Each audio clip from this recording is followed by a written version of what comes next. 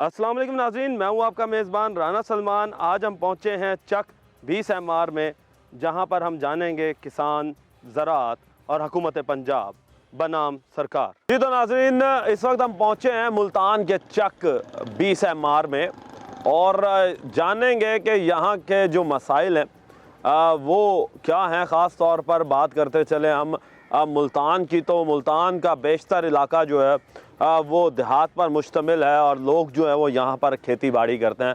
अपने पसीने से जो है वो ज़मीन का सीना चीर कर जो है वो यहाँ से सोना उगाते हैं, जो कि बाद में हमारे जो अजनास है वो खाने के काम आता है। मगर देखने में ये आया है कि पिछले साल किसानों को बहुत ज़्यादा नुकसान हुआ और किसानों के लिए वो मुश्किलात पेश आई जो कि 75 सालों में कभी भी किसानों को देखने को नहीं मिली थी। जानेंगे आज के किसानों के साथ। अस्सलाम वालेकुम। वालेकुम अस्सलाम। क्या हाल चाल है जी? ठीक है अल्हम्दुलिल्लाह सर। साबिर अली सर मेरा नाम है, चक 20 MR का रहायशी हूँ।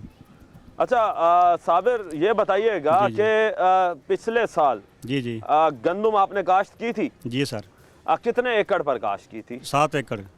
तो क्या बना उस गंदम का और किस तरीके से आपने उसे बेचा और क्या रेट मिला आपको? सर कुछ भी नहीं बना, बस गंदम उतरी है 40-45 मन औसत के हिसाब से। हुकूमत ने ऐलान किया था भी 3800-4000 तक खरीदारी करेंगे, लेकिन जब टाइम आया उस वक्त जो 2500-2600 थे उस पर कुछ भी नहीं लेते थे। तो ये बताइए, बहुत मुश्किलात जो है ना दरपेश आई हैं किसानों को। बेहद जो है ना दरपेश मसाइल है, खाद पानी हर चीज़ महंगी थी, उसके बरअक्स रेट नहीं मिला। अच्छा ये बताइएगा जी साबिर के हुकूमत की जानिब से पिछले साल जब आपने काश्त की थी, जी चले वो तो गुजर गया वक्त और रेट आपको नहीं मिला जी। इस साल जब आपने बीज खरीदा है, जी आज इस साल भी कुछ बो रहे हैं या नहीं बो रहे हैं, ये पहले बताएं। बीजे है सारे इस बार बीजी है, कम बीजी है, लेकिन जो है ना उस वक्त हमारी गंदम बिकी थी 2500-2600, हाथ 2700-2800।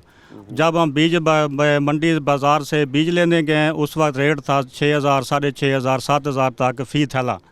ये थैला कितने मन का होता है? सवा मन का 50 किलो का। 50 किलो का जी 6000 जी। तो ये क्या नाइंसाफ़ी नहीं कि गंदम आपकी जो है वो 2500-2600 में खरीदी जा रही है जी, और उसी का बीज जो है जी दूसरी जानिब वो आपको 4000 4500 रुपये मन जो है वो फ़रोख्त किया जा रहा है? जी बस सरासर ज़्यादती है सर। हुकूमत को चाहिए कुछ ना कुछ आवाम को, जो किसानों को ना कुछ तो रिलीफ मिले ना। किसान बेहद ही ख़त्म हो चुका है इस वक्त। जो हालात हैं, महंगाई है, खाद है वो सस्ती हुई नहीं है, पानी के रेट हैं दिन ब दिन हर माह बिजली के रेट बढ़ रहे हैं। जहाँ किसान बेचारा पानी लगाने पर मजबूर है, अगर नहीं लगाते तो फसल नहीं होती उनकी। इसके साथ ये बताएं जी कि स्कीम्स की बात कर लें। सरकार जी। पंजाब सरकार ने कुछ स्कीमें लॉन्च की थी किसानों के लिए, जिसमें आपको ट्रैक्टर भी दिए जाने थे, पैसे भी दिए जाने थे। तो क्या उन स्कीमों का कोई फ़ायदा हुआ है आपको इस 20 MR में? फ़ायदा कुछ भी नहीं हुआ सर। हम तो छोटे ज़िम्मेदार हैं, बड़े उनको 12 एकड़ तक उनको कुछ दिया जाएगा या 25 एकड़ तक एक लॉलीपॉप दिया है, अभी गंदम काश्त करें। अगर गंदम काश्त नहीं करें तो मुल्क की गंदम पूरी नहीं होगी। लेकिन जो ज़िम्मेदार है 5-4 एकड़ का मालिक है, छोटा काश्तकार है, वो क्या इससे फ़ायदा उठा सकता? नहीं उठा सकता। चलें जी, अब मज़ीद दूसरे भाई से बात करते हैं। जी तो आपका नाम क्या है और किधर से बिलोंग करते हैं? मोहम्मद अकरम जी, वी चक रिहायशी। वी चक के रिहायशी हाँ हैं। जी। अच्छा ये बताइएगा कि कितनी रकबे पे आपने काश्त की हुई है? तकरीबन 10-12 एकड़। 10-12 एकड़, यानी कि आप फिर स्कीम के ज़ुमरे में आ जाते हैं कि 12 एकड़ अगर आपके पास है तो जिस तरह भाई ने कहा कि 12 एकड़ से ज़ायद जो लोग रखते हैं उनके लिए स्कीम फ़ायदेमंद है। स्कीम पहुंची आप तक? नहीं, स्कीम के बारे में सुना तो था। सुना दीजिए, मुझे नहीं मिली। नहीं मिली? आपने अप्लाई किया था? नहीं अप्लाई भी नहीं किया? भाई जी वो कह रहे थे भी ज़मीन मालिक अप्लाई कर सकता है, दूसरा नहीं कर सकता ठेकेदार। जी तो ये बताइएगा कि ज़मीन आप जो 12 एकड़ आप काश्त करते हैं वो आपकी अपनी है या ठेके पे ली हुई है? ठेके पे ली हुई। क्या ठेका है? ठेका मुख्तलिफ है, कोई 60,000, 80,000, लाख है। तो ये 60 से लाख के दरमियान जो ठेका चल रहा है, इसके ऊपर आपने क्या क्या चीज़ें काश्त की हुई हैं? गंदम। सिर्फ गंदम? सिर्फ गंदम। गंदम के अलावा और कुछ काश्त नहीं किया? तो इसके बाद क्या ठेका आपका पूरा हो गया इस पिछली गंदम से? नहीं पूरा हुआ जी, नुकसान हुआ काफ़ी नुकसान हुआ। हाँ जी। तो बेची कितने में थी आपने? 2500 में। 2500 में। तो ये बताइएगा कि महकमा ज़राअत की जानिब से कोई लोग आए आप लोगों के पास के आके चेक करते हो कि उसकी औसतन क्या आ रही है और आपको मुश्किलात क्या हैं? कोई बंदा नहीं आया जी, महकमा ज़राअत का कोई बंदा नहीं आता? कोई नहीं आया। और अगर किसी ने शिकायत दर्ज करवानी हो तो फिर उसके लिए क्या प्रोसेस है? बहुत उन्होंने बात ही नहीं की उस पर, उन्होंने कहा मुझे यही आर्डर है, बस जाएँ आप। चलें जी, मज़ीद जो किसान हैं जी उनसे बात करते हैं। जी तो नाज़रीन, हमारे साथ एक और किसान मौजूद हैं। अस्सलाम वालेकुम। वालेकुम सलाम। आपका नाम क्या है और कहाँ से बिलोंग करते हैं? अब्बास अली 20 एमआर।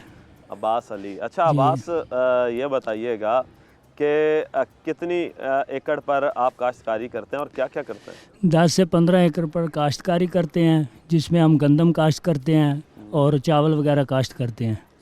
तो 2200-2400 रुपया रेट जो है ना पानी का है, और इस तरह डीज़ल बहुत महंगा है, तो लाख से 1.5 लाख रुपया जो एकड़ का ठेका है। तो लाख से 1.5 लाख रुपए हाँ जी, एकड़ है। लाख से 1.5 लाख रुपया। और जो स्कीमें आई हुई हैं, मैंने यूथ लोन वज़ीर आज़म स्कीम पे 15 लाख रुपए अप्लाई किया था, और अब अल्हम्दुलिल्लाह मेरी ज़मीन भी बैंक के नाम हो गई है, ज़राई बैंक बस्ती मलूक, और अच्छा। मुझे 1 रुपया भी नहीं मिला। नहीं, बैंक नवंबर के से नाम भी ले हो गई और आपको मिला भी नहीं? हाँ जी, 1 रुपया भी नहीं मिला। जब फ़ोन करते हैं कहते पैसे ही नहीं हैं। और इस तरह जो है ना मैं जो ये ट्रैक्टर स्कीम आई है उसमें अप्लाई कर सका हूँ, क्योंकि क्यों? मैंने ऑलरेडी अच्छा।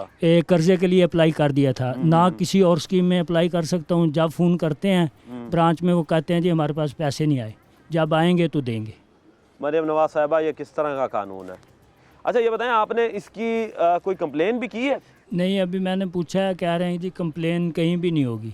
कंप्लेन भी नहीं होगी? हाँ जी, कंप्लेन भी नहीं होगी। मैंने तो उनसे रिक्वेस्ट की है कि अगर कोई ईमेल एड्रेस है या कहीं कंप्लेन या कहीं एप्लीकेशन दें।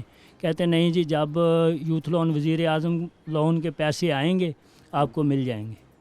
यानी कि जब तो आएंगे, अब वो कब आए नहीं पता? ये कोई पता नहीं। तकरीबन 50-60 हज़ार रुपया ख़र्चा भी कर चुके हैं, और अभी 1 रुपया भी खर्चा वसूल नहीं किस हुआ। चीज़ का था? ये तो कहा गया था कि लोन जो है वो तो मुफ्त आप अप्लाई कर सकते हैं। ये जो जहाँ जाते हैं, ज़ाहिर बात है पैसे तो लगते हैं ना। कहीं हमने फ़र्द निकालनी है, कहीं हमने इंतकाल होना है, तो उस पर पैसे तो लगते हैं ना। अच्छा, यानी कि फ़र्द निकालने के पैसे हाँ जी। भी, फिर इंतकाल के पैसे जी भी, बिल्कुल ऐसे है, और फिर आने जाने का खर्चा भी। बिल्कुल ऐसे तो है। यहाँ से ज़राई बैंक जो है वो कितनी दूर है? तकरीबन बस्ती मलूक है मेरे ख्याल से 15 किलोमीटर होगा, 20 किलोमीटर। यानी कि 20 किलोमीटर दूर आपको जाना पड़ता है। जी बिल्कुल। कि पैसे हैं इतने आपके पास कि वहाँ पर आपने अब कोई और खेत की फसल जो है उगाई हो? अगर इतने पैसे होते तो ज़रूरी जाके बैंक में धक्के खाने थे, बैंक में लोन अप्लाई करना था अगर पैसे होते तो।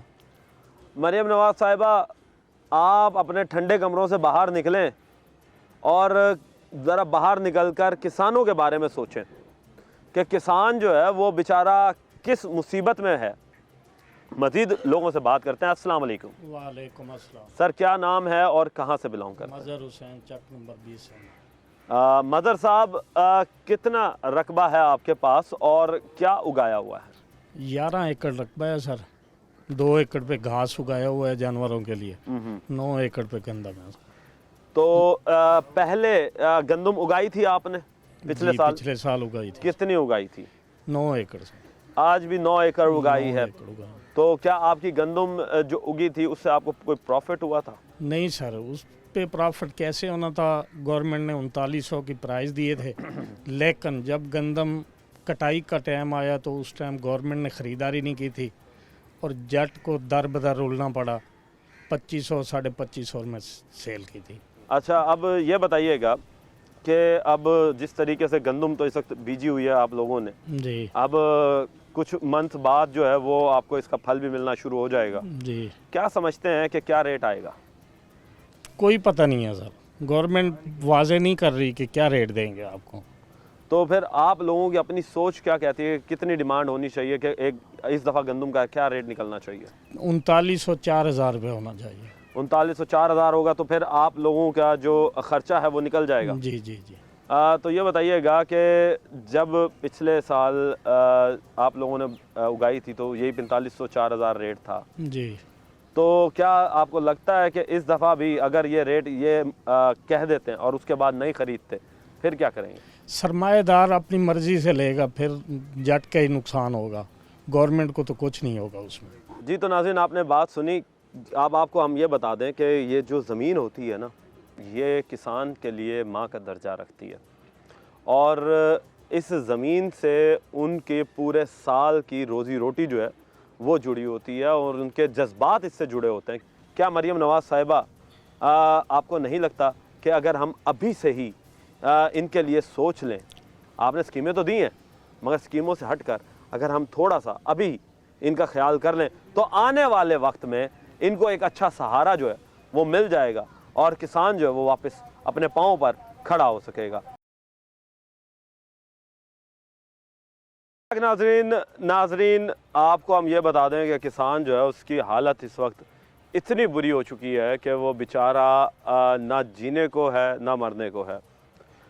अब अगर मेरे पीछे आप देख रहे होंगे कि जो फसल इस वक्त हमारे पीछे खड़ी हुई है उसकी हालत भी इस वक्त किसान की तरह हो चुकी है। मरियम नवाज़ साहिबा, ये फसल जो है अब ना तो उतर सकती है ना ही इसे अब आप बरूए कार ला सकते हैं। ये फसल जो है एंड हो चुकी है। ये किसान जो है वो इसके बाद ख़त्म हो चुका होगा, हमारी ज़राअत जो है वो ख़त्म हो चुकी होगी।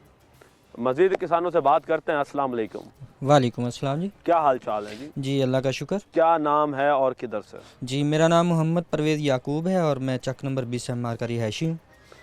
अच्छा याकूब साहब, ये बताइएगा कि स्कीमें तो मुतारिफ़ कराई गई हैं, क्या समझते हैं कि स्कीमों से कोई फ़ायदा हुआ है किसान को?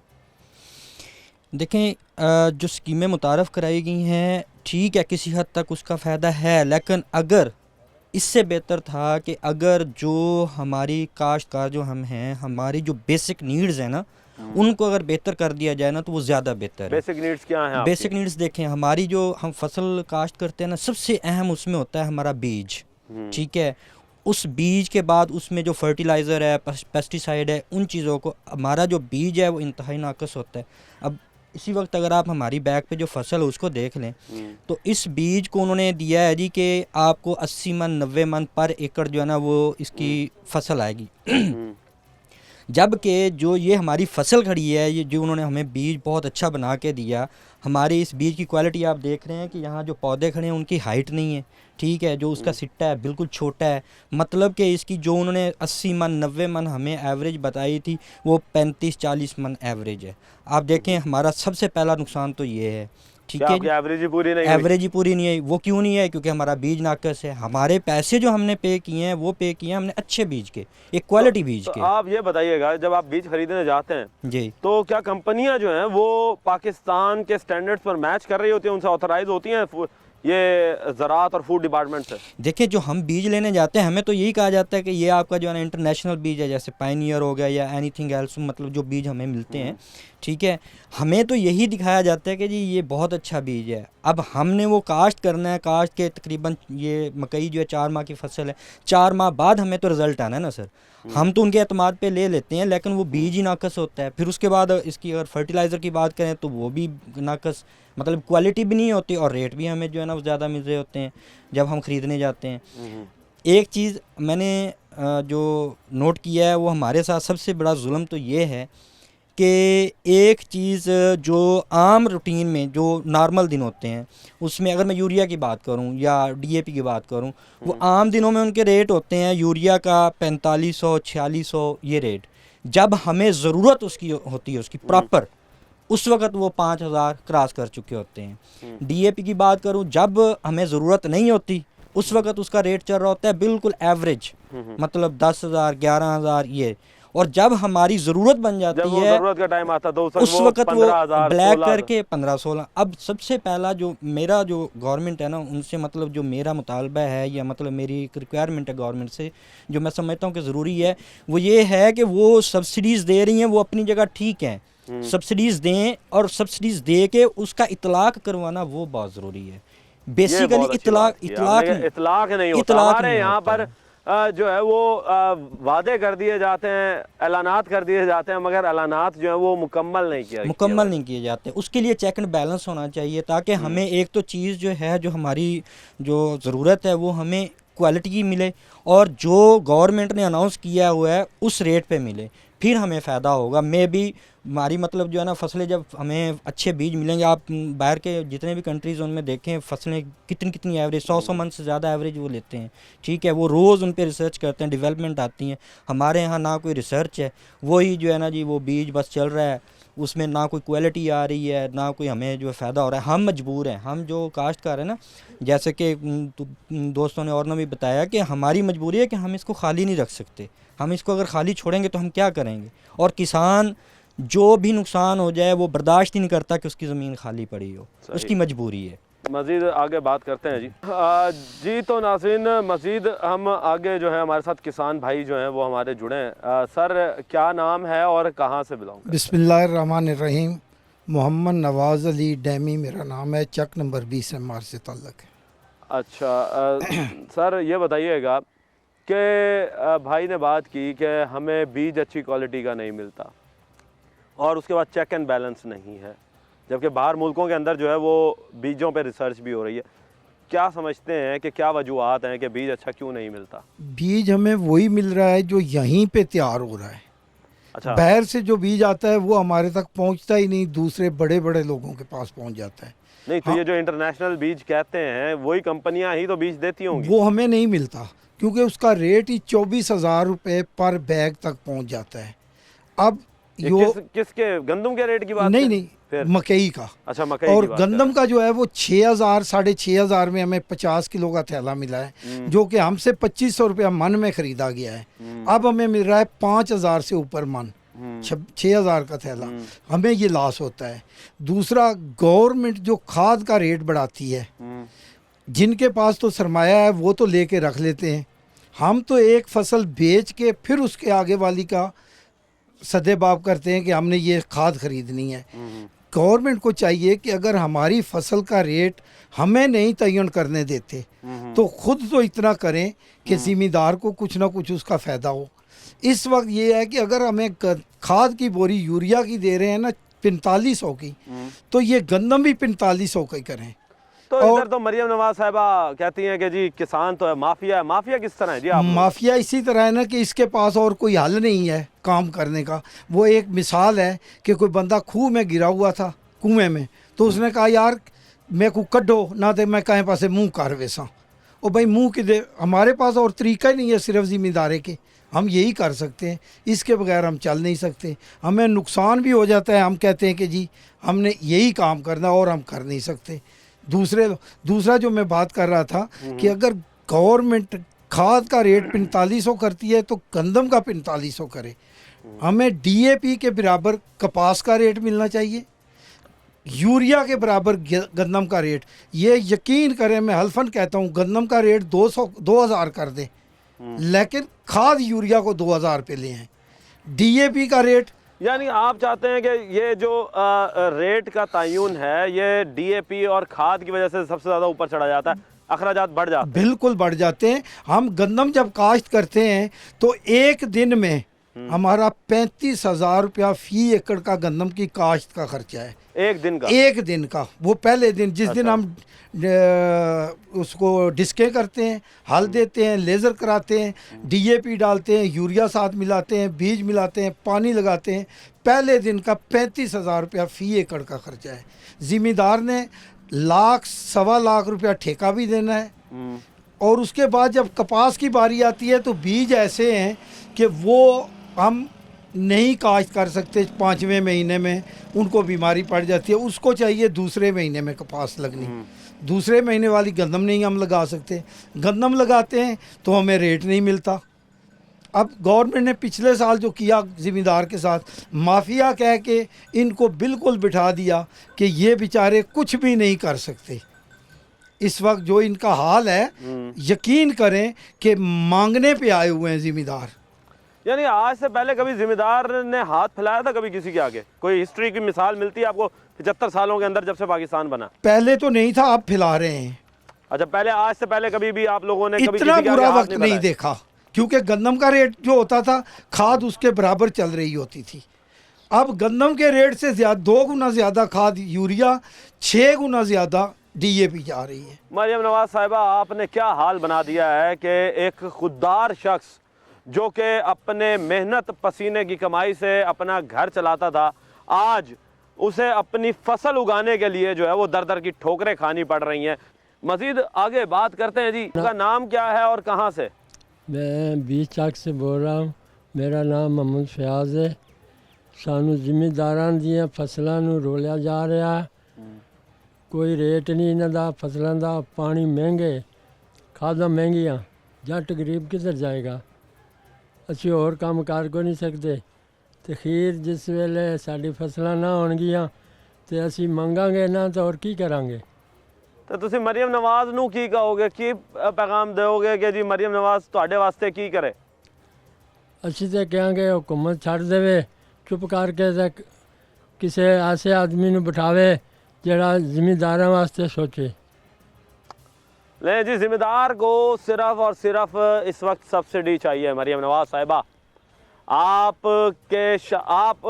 खुदारा इनका सोचें, या यूँ कहूँ मैं कि आप जो हैं वो खुद एक इंडस्ट्रियलिस्ट की बेटी हैं, क्या दर्द समझेंगी इस ज़िम्मेदार का? क्योंकि आप लोगों ने तो कभी ज़िम्मेदार से आप लोगों का वास्ता ही नहीं पड़ा, ना आप लोगों का ख़ानदानी कारोबार ये रहा, आप लोगों का ख़ानदानी कारोबार ही कुछ और था। आपको क्या पता कि वो किस हालात में इस वक्त जी रहे हैं। नाज़रीन, हम आगे आ चुके हैं और इस वक्त खेतों के अंदर मौजूद हैं। मेरे एक हाथ पर सरसों का खेत उगा हुआ है, एक हाथ पर मेरे इस वक्त मकई है, और हम इस वक्त बात कर रहे हैं किसान से कि किसान को किन मुश्किलात का सामना करना पड़ रहा है। पंजाब सरकार जो है सब्सिडियाँ तो दे रही है, मगर इस वक्त जो स्कीमें जो दी जा रही हैं वो इस वक्त किसानों तक जो है वो नहीं पहुंच रही। इस पर बात करने के लिए हमारे साथ किसान मौजूद हैं। जी सर, अस्सलाम वालेकुम। वालेकुम। कहाँ से और क्या नाम? मेरा नाम मोहम्मद अंसर है। मैं चक नंबर 20 MR का रहायशी हूँ। अच्छा, मैं फार्मर हूँ। अच्छा, माशाल्लाह। 12.5 एकड़ हमारा रकबा है, जिस पे अब हमने घास और गंदम काश्त की हुई है। घास और गंदम जी। अच्छा, ये बताइएगा कि घास पर क्या खर्चा आता है और गंदम पर कितना खर्चा आता है? गंदम पर अगर मुकम्मल खर्चा देखें तो तकरीबन कोई 60,000 के करीब लगभग है। 60,000 रुपये जी एकड़? जी, एकड़ का। तो औसतन कितनी उठती है? औसतन होती है 40-45 मन गंदम होती है। तो ये बताइएगा, ये 50-60 हज़ार रुपये इस एकड़ से निकल आते हैं? नहीं निकलता, ये बड़ी मुश्किल से हम गुजारा करते हैं। लागत ही नहीं निकलती? लागत ही निकलती। तो फिर कमाई तो फिर भूल जाओ ना, कमाई तो होती है। हाँ जी, हम फार्मर इतने परेशान हैं कि ना हम अपने बच्चों को अच्छा खिला सकते हैं, ना उनकी हम तालीम पे तवज्जो दे सकते हैं, ना हम उनको यूनिफॉर्म दे सकते हैं, ना उनको हम अच्छा स्कूल में पढ़ा सकते हैं। हम इतने परेशान हैं, हमारा कभी जी चाहता है कि हम ये ज़िम्मेदारा छोड़ दें, किसी और मुल्क में मूव कर जाएं। तो बहरहाल आपको पता है कि पाकिस्तान जो है वो इस वक्त ज़राअत वाला मुल्क है, इसके अंदर जो है अच्छा खासा जो है वो पोटेंशियल है ज़िम्मेदारी का। वो बात दुरुस्त है, जब हमें प्रॉफिट होती थी उस वक्त हम खुश थे। अब ये जो मौजूदा हुकूमत आई है, इसमें जो अखराजात ज़्यादा हैं, आमदन कम है, तो इस पे हम क्या करें? तो ये बताइएगा कि इस वक्त क्या सोच रहे हैं कि पंजाब सरकार जो है वो आप लोगों के साथ क्या करने जा रही है? अब जिस तरीके से अब कुछ महीनों के बाद जो है वो गंदम काश्त कर ली जाएगी जी, तो कटाई होगी। हाँ जी, तो फिर तब क्या करेंगे? तब क्या रेट उम्मीद रख रहे हैं कि क्या रेट मिलेगा? रेट तो जो हमने खर्चा किया है उस हिसाब तो 5,000 रेट होना चाहिए मन का। 5,000? जी। तो उम्मीद है कि 5,000 निकलेगा? अब अभी तक क्या रेट निकला हुआ है? अभी तो हमें पता ही नहीं है कोई हुकूमत की। हमें तो मालूम होता है अगर गंदम हमारी ज़्यादा होगी तो मुझे मालूम होता है जैसे पिछले साल हमारे साथ हुआ है वैसे ही इस साल होगा हमारे साथ। यानी कि जिस तरीके से पिछले साल होगा कत्ल हुआ था, माशी कत्ल हुआ था, हाँ इस दफा भी माशी कत्ल हुआ। हाँ, हमें तो ऐसे अगर गंदम ज़्यादा होगी, अगर कम हुई, ज़रूरत से कम हुई, तो शायद जो लोग हैं स्टाकिया हैं वो फ़ायदा उठा जाएंगे, फिर भी फार्मर को कुछ नहीं मिलेगा। तो जब ये लोग नहीं सोचेंगे तो फिर क्या करेंगे आप लोग? फिर आपके पास आखिरी हल क्या होगा? आखिरी हल यही है कि हम मुफलिस हो जाएंगे, बिल्कुल गरीब जो है तबका गरीब से गरीब तर होता जा रहा है।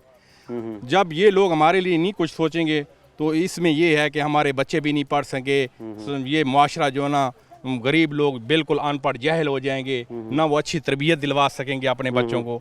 तो ये तो सबसे बेहतर गवर्नमेंट ही सोच सकती है ना, जो मौजूदा जो इंतज़ामिया हैं वो कर सकते हैं। मेरे कहने का मकसद ये स्कीमें नहीं होनी चाहिए, स्कीमें नहीं होनी हाँ, चाहिए। ये सोलर की या ट्रैक्टर की, इसके अलावा जो ज़रिए आलात दे रहे हैं, ऐसी स्कीमें नहीं होनी चाहिए। इनको चाहिए कि ऐसी पॉलिसी बनाएं, ऊपर से खाद, बीज और पानी और बिजली के जो रेट हैं इनको कम करें ताकि सबको फ़ायदा हो। सबको फ़ायदा हो। जी। मजीद जी आगे बात करते हैं। सबको फ़ायदा वाकई होना चाहिए जी। फ़र्द वाहिद के लिए जो है वो यहाँ पर कुछ भी नहीं रखना चाहिए। जी भाई, कहाँ से और क्या नाम है? मोहम्मद शाहिद नाम है मेरा, चक 20 एमआर का रहायशी हूँ। 6 एकड़ ज़मीन मैंने काश्त की हुई है, गंदम है, 4 एकड़, 2 एकड़ पे सरसों है। सरसों है जी।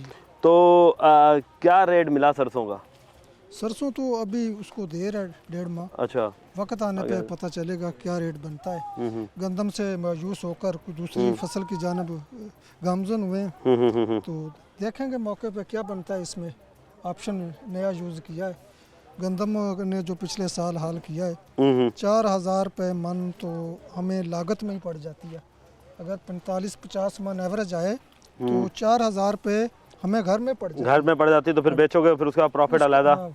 कोई भी कारोबार है वो नफ़े के लिए है, हर साल नुकसान के लिए तो कभी कभार हो जाता है। लेकिन जब से ये सरकार आई है, पंजाब सरकार, तो किसान का जीना मुहाल हो गया है। महंगाई, अखराजात, लागत और ज़मीन की मुस्ताजरी, इनको पता ही नहीं है किसान का मसला क्या है। कभी किसान का डेलीगेशन बुलाया, जानवर किसानों को बुलाएं, पॉलिसियों को ना बुलाया जाए। तो फिर ये किसको बुलाते हैं? ये बुलाते हैं जिनको सब्सिडियां देते हैं, डायरेक्ट कोई प्रोटोकॉल देते हैं, वो खामोश हो जाते हैं, वो वहाँ जाके नहीं बोलते। अच्छा। तो जानवर नुमाइंदे यहाँ से, जैसे आप आए हैं, यहाँ से तज्जिया लेके जाएं कि किसान के मसाइल क्या हैं, किसान के एक्सपेंसेस क्या हैं, इनकी लागत क्या है, इनकी प्रॉफिट क्या है। तो ये जो पॉलिसियाँ बनाते हैं ये लोग आप किसानों में से नहीं होते? सर ये आगे जाके जब तक हमारे पास कोई प्रैक्टिकली फ़ायदा नहीं पहुंचता। अच्छा। प्रैक्टिकली फ़ायदा यही है कि जिन्स का अच्छा रेट मिले, डीजल सस्ता मिले, बिजली सस्ती मिले, खाद अच्छी मिले, सस्ती मिले, म्यारी मिले, यही चीज़ें हैं। बाकी जो पॉलिसियाँ हैं, ऐलानात हैं, मीटिंगें हैं, उनका हमें तक प्रैक्टिकली कोई फ़ायदा नहीं है। प्रैक्टिकली तो यही है ना कि हमारे हाथ में क्या आया है, हमने लगाया क्या था, मिला क्या है। चलें जी, लगाया क्या था और मिला क्या है, मज़ीद आगे बात करते हैं। अस्सलाम वालेकुम जी। वालेकुम सलाम। क्या नाम है और कहाँ से? नज़र हुसैन जनाब मेरा नाम है, मैं वी चक दराना लाऊँ। अच्छा। सरेकी मेरी ज़बान है। ठीक है। ते छोटा जिहा ज़मींदार हम 6 एकड़ में ज़मीन है सारी। अच्छा। ते गंदम बीजदा मैं, लेकिन ये जो भाई हालात ऐसे थे पेन भाई हर चीज़ साको उधार गिनी पौंदी है। हाल साको उधार, पानी साको उधार, खादा साको उधार, भाई फसल लासी तो उधार तो कितने दी मिलती है? अगर एक महीने दी या 2 दी, जन के पानी होने लाया ना, ते मकसद ट्यूबवेल को आखे यार तो फसल आंदी पई पैसे देने आए, जदों फसल आंदी है साडी उले साको रैड नहीं मिलता। तो ये दसो, जदों तुसी कोई शै घिंदे हो जी हाँ, तो वो उसी रेट दे मिलती है या वधा के मिलती है? नहीं, वो उसी रेट दे मिलती है, यानी कि पानी ट्रैक्टर का हाल थी गया, यानी कि आपने नहीं ट्रैक्टर उसी रेट पर, यानी कि जिवें लोग बाहर डीजल मिला उन्हें उनका हाल झाड़ के रखे, यानी कि 1500 नाल वांधे, 2000 नाल वांधे, 2000 नाल वांधे, 2500 वांधे, 3000 नाल। इसी तरीके पानी पिछले साल 1500 या इसकी 2500 थी अभी है, हुन 2500 थे, 2500 थी अभी है। एक घंटे का रेट है? घंटे का रेट है। ओए होए होए होए हो, 2500 रुपए घंटा? जी सर। अच्छा, उन्हें को आदे वो आदे जी हुकूमत को आखो सानू सब्सिडी देन, बिल घट करन, असा क्या सकूँ, सारे तो इतने टैक्स हैं, असा क्या कर सकते हैं। लेकिन मजबूरन सारी ये होंगी, सारी फसल बीजी पी होंगी, असें पानी ने मूड़ी चढ़ती होंगी सारी, क्या हुकूमत करेंदी पई है सारे नाल। तो फिर हुण तुसा की चाहते हो? तुसी जिवें छोटे असें ये चाहते हैं भाई अगर गन्नम दे रेट घट है, खादां दा रेट घट होवे, ट्यूबवेल दा रेट घट होवे, पानी दा रेट घट होवे, अगर ये नहीं कर दे हुकूमत, मान लो जी एक मिनट वास्ते जी कि ये कुछ भी नहीं कर दे, तो अगर ये फिर कुछ भी नहीं कर दे, ना करन, जाट क्या करे सी, जिम्मेदार क्या करे सी, आपने खान जो कि बीज गिनसी बाकी कोई एहतजाज भी तुसी कीता किथी? जितने भी एहतजाज कीता ही, एक किसान स्कीम आई है बिजली के बारे, कई खल्ले खा के उसने बक छोटे मरे नहीं साकू। ये तो बात है जी। दुश्मनी क्या है जी मरियम नवाज साहिबा आपको इनसे? ये किसान आज पूछता आपसे क्या दुश्मनी कि है? इस वक्त आवाम जो है वो आपसे सब्सिडी की बजाय चीज़ों को सस्ता करने के लिए वो डिमांड कर रही है कि खादें सस्ती करें, पेट्रोल सस्ता करें, डीजल सस्ता करें, गंदम बीज सस्ती है, सस्ती करें। गंदम सस्ती है, अगर बाकी आप अखराज ये नहीं सस्ते कर करें। सकते, बारदाना सस्ता करें, अगर आप ये नहीं कर सकते तो फिर किसान आपसे खुश नहीं होगा। नाज़रीन, हम बात कर रहे थे ज़राअत के ऊपर, और ज़राअत जो है वो इस वक्त पाकिस्तान के इस वक्त डेड लाइन पर खड़ा हुआ है कि ज़राअत से मुंसलिक जो किसान हैं उनके लिए मुश्किलात इतनी बढ़ गई हैं कि वो अब फसल उगाते हुए भी सोचने पर मजबूर हो रहे हैं, और ये अब उनका आखिरी लम्हा है और आखिरी फसल है। अगर इन्हें अब भी सपोर्ट ना किया गया तो ज़राअत पाकिस्तान से बिल्कुल ख़त्म हो जाएगी। किसान जो है, छोटा ख़ास तौर पे किसान जो है, वो तो बिल्कुल ही सफ़ाए हस्ती से मिट जाएगा, क्योंकि उसके ऊपर कर्ज़ों का बोझ इतना आ चुका है कि वो अब कर्ज़ों से बाहर निकलने का सोच भी नहीं सकता। अब बात करने के लिए मेरे साथ ओवरसीज़ पाकिस्तानी मौजूद हैं, उनसे बात करते हैं। अस्सलाम वालेकुम। वालेकुम सलाम। सर, क्या हाल चाल है? जी अल्हम्दुलिल्लाह मैं ठीक।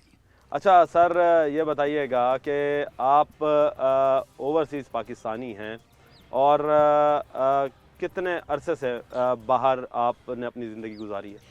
मुझे तकरीबन 20 से 21 साल हो गए हैं। तो इसका मतलब तो नेशनलिटी भी आपकी वहीं? जी अल्हम्दुलिल्लाह।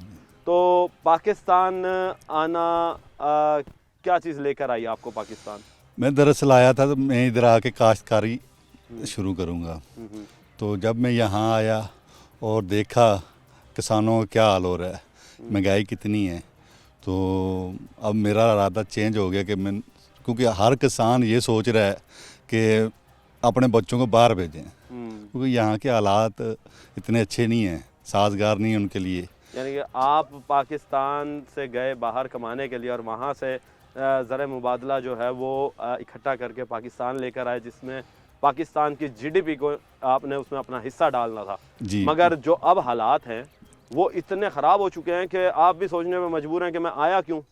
बिल्कुल ऐसे ही है, क्योंकि जब मैंने यहाँ देखा है, अब जिस गांव में मैं रहता हूँ वहाँ के किसानों के हालात, वो बेचारे एक वक्त का खाना बनाने के लिए ना उनको बड़ी एक दूसरे के मतलब तगड़ दो करनी पड़ रही है, बहुत मेहनत करनी पड़ रही है कि एक वक्त का खाना भी मुयसर नहीं है। ऐसी है, बिल्कुल ऐसी ही है। तो ये बताइएगा कि बाहर आप रहे तो बाहर से जाहिर सी बात है जदीद टेक्नोलॉजी भी लेकर आए होंगे यहाँ पर किसानों को सिखाने के लिए और ख़ुद भी उस पर इम्प्लीमेंट करने के लिए। अभी इरादा तो यही था कि यहाँ आकर चलो खुद काश्तकारी भी शुरू करेंगे, अपना रकबा है इधर। तो अब जैसे यहाँ देखते हैं, अब ये पहले भी कुछ दोस्तों ने इंटरव्यू दिया है, उन्होंने बताया होगा आपको कि बीज महंगा है, जब काश्त गंदम वगैरह का रेट है वो बिल्कुल ही किसान तक जो ना उसका रेट नहीं देते किसान को, ठीक है। तो अब ये चीज़ें देख के फिर हमारा भी दिल अब जो है ना वो दिल बर्दाश्त हो गया कि हाँ अब वापस जाया जाए। हाँ जी, यहाँ से। बिल्कुल। तो क्या देख रहे हैं कि बाहर का किसान और यहाँ के किसान में क्या डिफरेंस नज़र आ रहा है? अब वहाँ जो जहाँ हम रहते हैं वहाँ जनाब गवर्नमेंट उनको सपोर्ट करती है किसान को हर किस्म की। यहाँ तो स्कीमें तो दी जाती हैं लेकिन अमल दरामद नहीं है। यानी स्कीमें जो हैं वो अगर हैं तो फिर वो बड़े काश्तकारों के लिए, छोटा काश्त अब जिसके 10-12 एकड़ हैं या इससे छोटा है वो बेचारे स्ट्रगल ही करते हैं, उनको कुछ नहीं मिलता। तो ये बताइएगा कि बाहर के मुल्क जो हैं जहाँ से आप आए हैं वहाँ के जो हुकूमत है वो किस तरीके से किसान को सपोर्ट करती है? वो अभी क्योंकि हम वहाँ जो है ना ज़ाहिर जॉब होती है, अपने सेल्फ एम्प्लॉयड हूँ मैं, तो किसान अब जैसे ट्रैक्टर वगैरह या कोई इस तरह की स्कीमें उन किसानों को उधर सपोर्ट की जाती है। अच्छा, बाहर मुल्कों के अंदर सर क्या सिस्टम है कि पाकिस्तान और दूसरे ममालिक जो हैं वो किस तरीके से मुवाजना करेंगे, किसान को किस तरीके से हेल्प आउट करते हैं? अगर वहाँ का मुवाजना करें तो वहाँ जो अब आप एक किसान जो है ना लोन अप्लाई करता है तो उससे 0% के ऊपर मिल जाता है और तो उसी वक्त ही मिल जाता है। उसी वक्त मिल जाता है, उसके लिए सहूलत मतलब उसको तगोदो नहीं करनी पड़ती। जैसे यहाँ एक किसान जो है बैंक में ज़री बैंक में जाता है वहाँ एड़ियाँ रगड़नी पड़ती हैं। अभी जैसे कि एक दोस्त है मेरे, उन्होंने पहले लोन अप्लाई किया है, उनका जो है ना उन्होंने सारा कुछ मतलब यानी सारे कागजात पूरे करवा लिए, मुकम्मल कर लिए, फिर भी उसको नहीं मिला, उसे लोन नहीं मिला। मगर जब हम ये देख रहे हैं कि यहाँ पर जो है वो इस वक्त लोन लोगों को नहीं मिलता, वहाँ इजीली मिल जाता है। बिल्कुल, वहाँ कोई मशक्कत नहीं करनी पड़ती। सिर्फ अच्छा, वहाँ आपको टैक्सेस का क्या रुझान है? यहाँ पर तो टैक्सेस की भी भरमार हो जाती है। अब मिसाल के तौर पे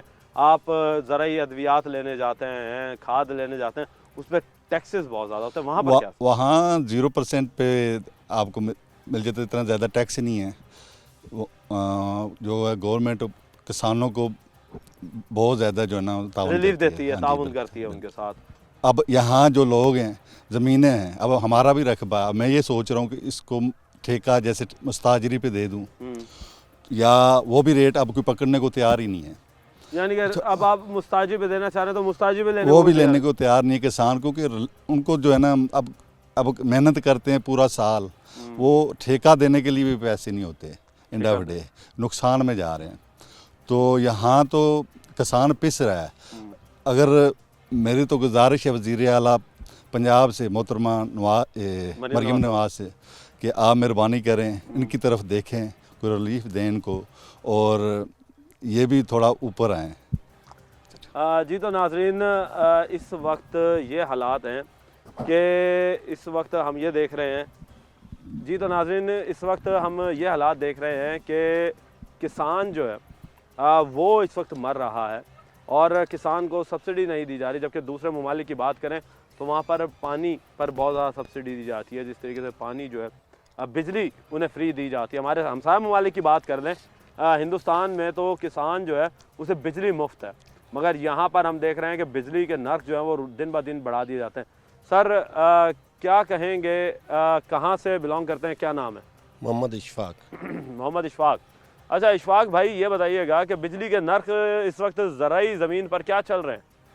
ज़राई बिजली के लिए बिजली बहुत महंगी है, और ज़राई जो है ना खाद जो स्प्रे है वो महंगी है, खाद भी महंगी है। DAP का रेट जो है 12,000 रुपये, खाद सोना यूरिया का जो रेट है वो 4500 रुपया है, और उसके बाद जो है ना दूसरी खाद है 8,000 है।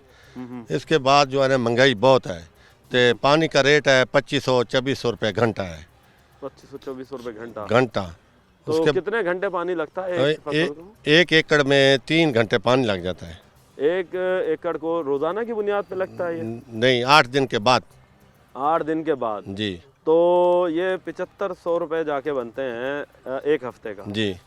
तो हर हफ्ते अगर 7500 रुपये लगता है तो 4 घंटों का ये तकरीबन 25,000 रुपये के करीब पहुंच जाती है। जी, 20,000-25,000 तो 20-25 हज़ार रुपये तो ये हो गया। 35,000 रुपये जो है वो तो शुरुआत के ही हो गए। हाँ जी। तो जब आपकी फसल तैयार की जाती है तो उस वक्त क्या रेट बन जाता है?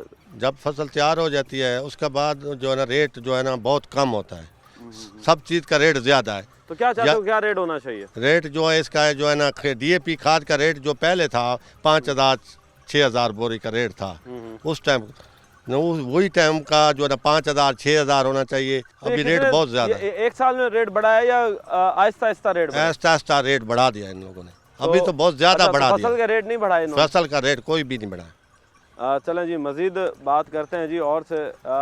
फसल का रेट जो है जी वो वहीं का वहीं है, और इस वक्त हम देख रहे हैं कि फसल का रेट जो है जी वो वहीं का वहीं है, और जो इस वक्त खाद है वो आगे नहीं बढ़ रही। मज़ीद जो आगे बात करते हैं। अस्सलाम वालेकुम जी। वालेकुम सलाम जी। सर क्या नाम और कहाँ से? जी मेरा नाम खालिद महमूद है, मैं 20 मार का रिहायशी हूँ। खालिद महमूद साहब, ये बताइएगा कि किन मुश्किलात का सामना करना पड़ रहा है आपको फसल उगाते हुए? फसल उगाते हुए इस टाइम जो हालात चल रहे हैं, मुझे नहीं लगता है कि ये कुछ अरसे के बाद जो है ना ज़िम्मेदार कुछ काश्त करेगा। ये उम्मीद है कुछ अरसे के बाद इन्होंने सब कुछ छोड़ देना है, अपने लिए सिर्फ उगाएंगे और ख़ुद ही खाएंगे, और इससे पाकिस्तान पे बहुत असर पड़ेगा ज़राअत के हवाले से। जो ज़रिए अजनास हैं उनका ज़िम्मेदार से रेट अच्छे तरीके से लिया जाए, ताकि जितना उसका खर्च आता है उसके मुताबिक उससे रेट भी दिया जाए। जी सर, क्या नाम है और क्या मुश्किलात पेश आ रही हैं? अस्सलाम वालेकुम। वालेकुम जी। मोहम्मद अंसर मेरा नाम है, 20 मार का रिहायशी हूँ पाकिस्तान गाँव में। तो क्या मुश्किलात पेश आ रही हैं? मुश्किलात सारी यही हैं कि जो बिजली बहुत महंगी है, किसान को रिलीफ नहीं दे रहा। पिछले साल जो गुजर गई है गंदम, उसमें उन्होंने गंदम भी नहीं उठाई गवर्नमेंट। अच्छा, हम यही देख रहे थे कि ये वो सोना था जी जी जो कि ढूंढने से भी नहीं मिलता था, और इस दफ़ा तो ये हुआ कि रोड पर, सड़कों पर, चौराहों पर ये टके टोकरा ज़मीन पर पड़ा हुआ था, ज़मीन पर पड़ा, और उठाने वाला कोई भी नहीं था। अखराजात बहुत ज़्यादा हैं। जब ये किसान का जो काश्त होती है, जो टाइम आता है चीज़ बेचने का, ख़रीदार भी नहीं है कोई। तो फिर क्या चाहते हैं कि किस तरीके से किसान जो है वो खुशहाल होगा? ये क्या तो लगता हमारी गवर्नमेंट है ना, जो वो भी हल निकाल सकती है। अब किसान तो नहीं निकाल सकता। बिजली महंगी, खादें महंगी, स्प्रे महंगी, डीजल महंगे, हर चीज़ महंगी है, लेकिन किसान की चीज़ का रेट नहीं है, उठाने पे कोई इसको तैयार नहीं है। चीज़ का रेट नहीं है, उठाने को तैयार नहीं है। जी, तो नाज़रीन, आप लोगों ने किसानों की बात सुनी। किसान जो है वो इस वक्त यही डिमांड कर रहा है कि किसी भी तरीके से हमें रिलीफ दिया जाए, और वो रिलीफ इस तरह है कि आप मरियम नवाज़ साहिबा इन लोगों के मुश्किलात को सुने, समझें, खुद फील्ड में आएँ, ताकि आपको पता चले कि इन लोगों के क्या मसाइल हैं। छोटा किसान जो है वो इस वक्त मरने की कगार पे खड़ा है। आपकी जितनी भी स्कीमें हैं वो सारी की सारी बड़े किसान के लिए हैं। छोटा किसान जो है वो आज भी आप लोगों का तलबगार है कि किसी तरीके से आप लोग उन्हें सब्सिडी दें। वो सब्सिडी क्या है कि अजनास का रेट जो है सबसे पहले वो फिक्स किया जाए, और उसके बाद खादों का रेट जो है वो पुराने रेट्स पर लेकर आएँ, या फिर जो इनका अजनास का रेट है उन्हें बढ़ा दिया जाए। मगर अगर आप अजनास का रेट बढ़ाते हैं तो फिर गरीब बंदा और गरीब हो जाएगा। तो बेहतरी इसी में है कि सरकार जो है वो खुद इस चीज़ को बेयर करे और रेट जो है वो कम करे, ताकि आवाम जो है वो आसानी से अपने खेत जो हैं उन्हें उगा सके। टीम बनाम सरकार को अब तक के लिए इजाज़त दीजिए। अल्लाह निगहबान, पाकिस्तान जिंदाबाद।